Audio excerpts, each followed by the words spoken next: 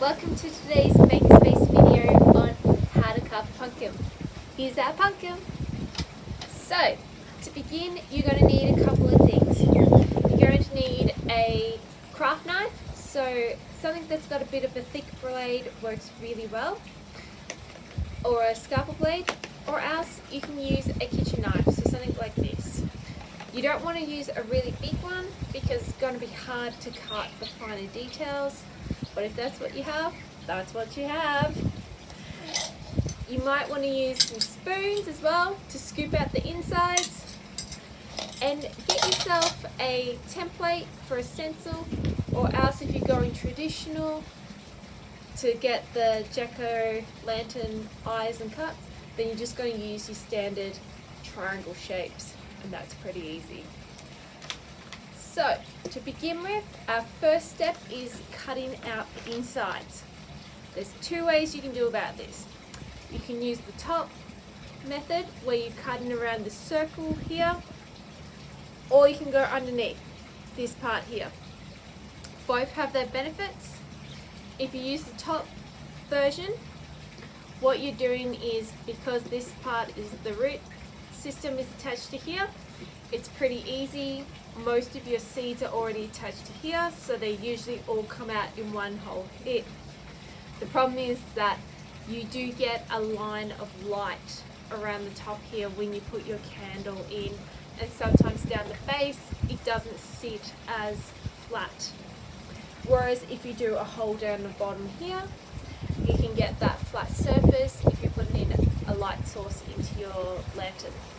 So for today's one, I'm going to be cutting a hole at the bottom because I want to put a candle inside mine, so I want to make sure it sits nice and flat and so it doesn't tip over inside my lantern. If you're wanting to learn how to do it from the top version, there's plenty of YouTube videos to have a look at. There's many experts that have that. So get started. You're going to use a knife, and we are just going to gently cut a hole. It helps to be able to see what you're doing.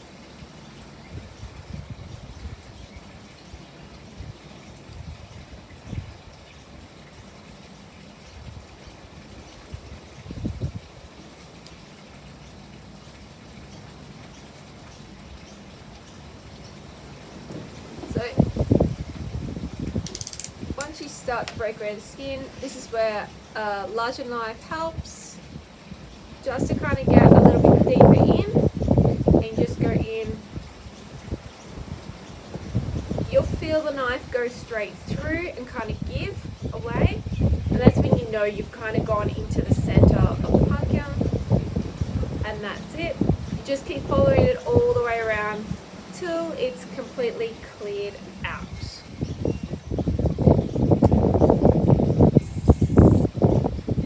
You want to make this hole big enough so that you can fit your light source through, so whether that be a candle, an LED light, whatever you want to do. Remember to turn the pumpkin around so that way you're practicing safe handling skills with a knife,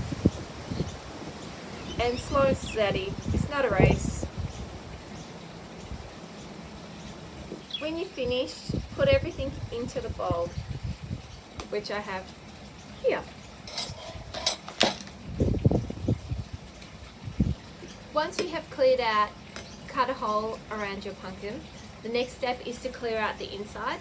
You want to make sure that you've got rid of all your loose debris, so that way you've got no burning points if you've got a candle on there, nothing to catch on fire. So by doing that, get a spoon and just scrape away the edges so it's nice and clear. To do that, just get your knife and just kind of do this and keep scraping away.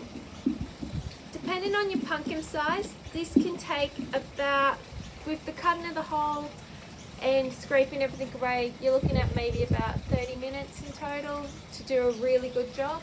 If you got a little pumpkin, a lot faster. But you want the edges really nice and smooth, no dangly bits on it.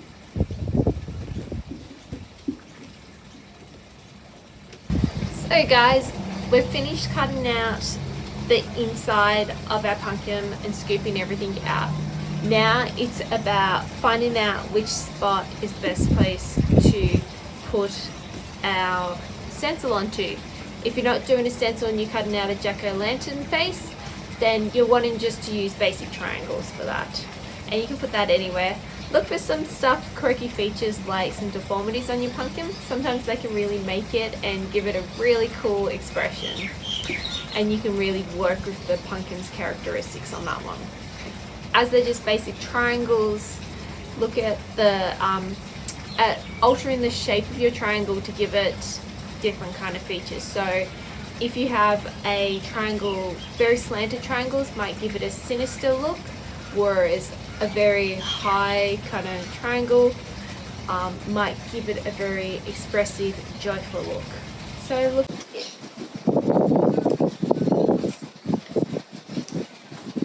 When tracing your silhouette shape, you might want to use pencil or a pen, something that's going to give you a dark outline. For a silhouette image, you need to explore positive and negative spacing. In the case of what I'm doing today, I want my image to be the pumpkin shape, which means that I'm actually cutting space around the background. That means I'm going to need some anchor points for it to connect back into the pumpkin. Because if I just cut out this shape of the raven, it's going to actually, and it has nothing anchoring it to the pumpkin, it will just actually disappear, it'll float off, and it's not going to give me the look that I'm after. So I will be drawing some leaves and a tree, not so much leaves, but I'll be drawing a tree, and that'll connect it to the circle, and that'll give me my overall look that I'm after. Once I'm finished drawing, I'm going to go around it with my knife, just so I've got that fine line to connect to, and then I'm going to go over it with a bigger knife to get deeper into the cuts.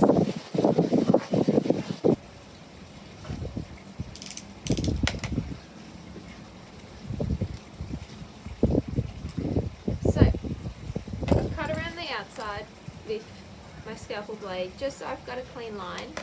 I'm going back in with my bigger blade so I can pierce through. Same as what we've done for the underneath pattern. Because it's such a big space, what you can also do is break down the positive and negative space into smaller chunks, so you can carve out smaller places as well to help you, so that way you're not cutting out bigger places. So I'll show you what I mean by that. So it can be that you just want to get in little pieces.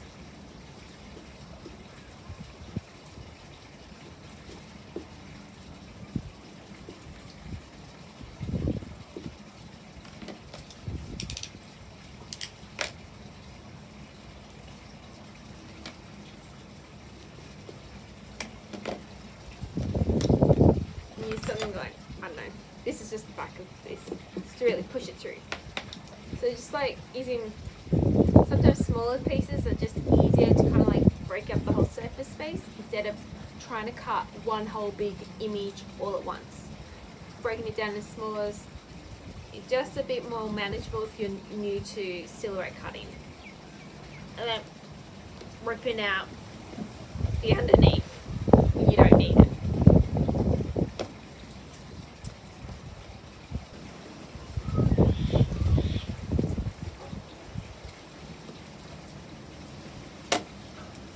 As you go along, you're going to start to get, you'll see the edges get a bit more wispy, a bit kind of like a little hairy to say the least. You might want to tidy it up. That's where something like a finer knife comes in handy, and just kind of like cut along, or just like a smaller knife than this one, and just trim it up at the end, just neatening it up. Don't stress too much at this point that it's not looking perfect. At the end, you can go back in and just really tidy everything up. At the moment, we're just carving to get the basic shapes, and we'll go back in and finish and tidy it all up. We just want to take it nice and slowly when we're cutting it all up.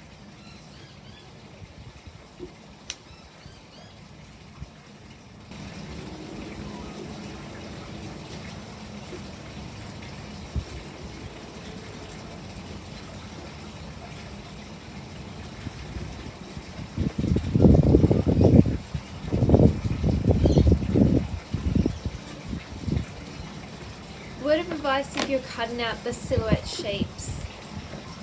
The littler shapes are easier to cut out when you still have everything pretty much intact. So don't leave them to the last minute once you've cut out everything, because then the structure is too weak. So you want to cut them out while you have everything pretty much still as a whole piece. So even though I've got this part cut out, the pumpkin is still relatively in whole. So I'm going to make sure that I've cut out every little piece that I need to cut out. So the little pieces around the branches and along here before I finish cutting out the big major pieces.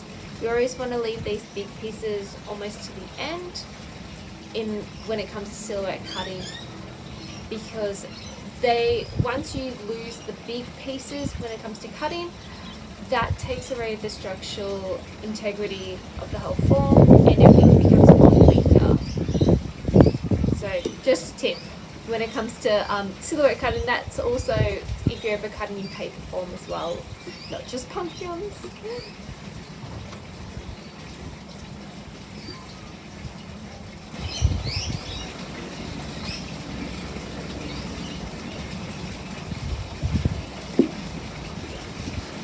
Okay, I'm up to the last part of cutting the raven out, which is a really tricky part because it's freestands inside the pumpkin. I need to add some support as I'm cutting it. So what I'm going to do is I'm going to hold it as I cut. So that's a way you can do this.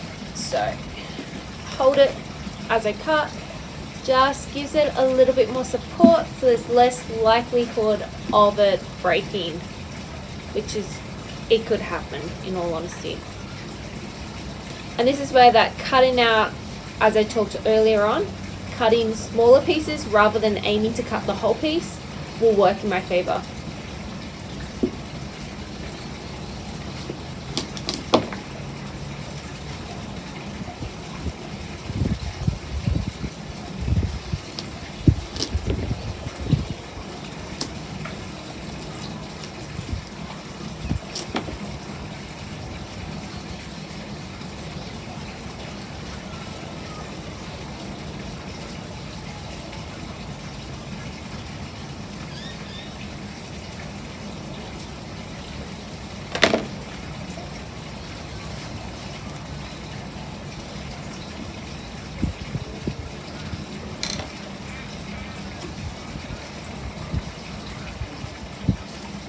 Yeah.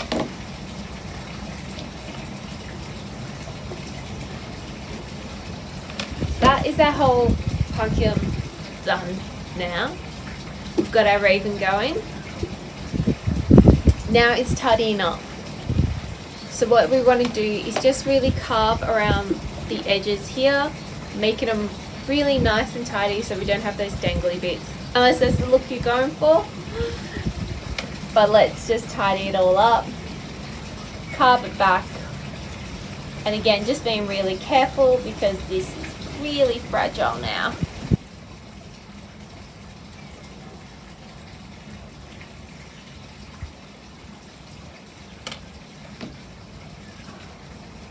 So my pumpkin has broken a little bit in over on the side, but it is what it is. What I could do is to fix it is I could just actually get some sewing thread and just sew into it just to give it a bit more stability, help it, just put a few sewing. It'll kind of fit the whole Halloween theme as well. I'm not too heartbroken about it. It's going to be okay. Overall, I'm pretty a-okay about how this is looking. Just tidy up these edges. All this down. Now to preserve your pumpkin once it's ready and you're 100% okay with it, if you've prepared this a couple of days in advance and you don't want it to go outside and rot before Halloween, because Australia does have warmer temperatures than America, the best way to store it is chuck it in your fridge, leave it in there and then bring it out on Halloween on the 31st. That way it'll be fresh and ready to go. I know that's what I'm doing with mine. Hope you guys enjoy this tutorial and we'll see you next time. Bye!